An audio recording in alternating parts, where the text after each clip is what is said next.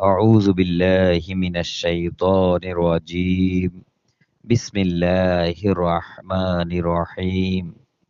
শুরু করছি মহান রাব্বুল আলামিনের নামে, যিনি বড়ই মেহেরবান এবং পরম দয়ালু।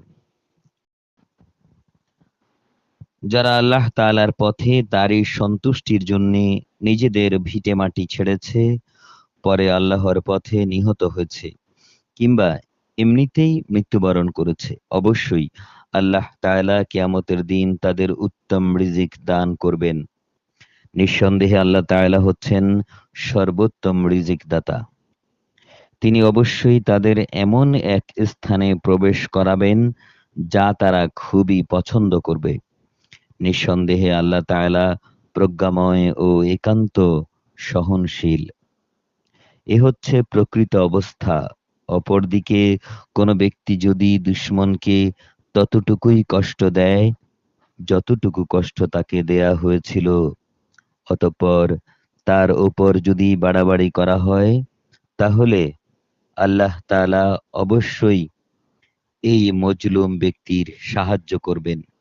নিঃসন্দেহে আল্লাহ তাআলা মানুষের পাপ মোচন করেন এবং তাদের ক্ষমা করেন। এটা হচ্ছে আল্লাহর নিয়ম। নিঃসন্দেহে আল্লাহ তাআলা রাতকে দিনের মধ্যে আবার দিনকে রাতের মধ্যে ঢুকিয়ে দেন। অবশ্যই আল্লাহ তাআলা সবকিছু শোনেন, সবকিছু দেখেন। এটা হচ্ছে আল্লাহর বিধান। কেননা আল্লাহ তাআলাই একমাত্র সত্য।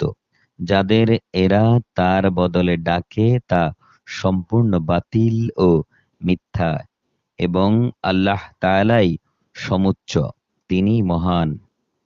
তুমি কি দেখনি আল্লাহ তাআলা কিভাবে আসমান থেকে পানি বর্ষণ করেন, অতঃপর পানি পেয়ে কিভাবে জমিন সবুজ শ্যামল হয়ে ওঠে?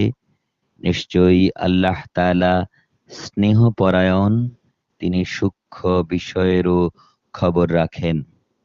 আসমান সমূহ ও জমিনে যেখানে যা কিছু আছে সবই তাঁর জন্যে। আল্লাহ তাআলা সব ধরনের অভাব মুক্ত ও প্রশংসার একমাত্র মালিক। মহান আল্লাহ যা বলেছেন সত্য বলেছেন।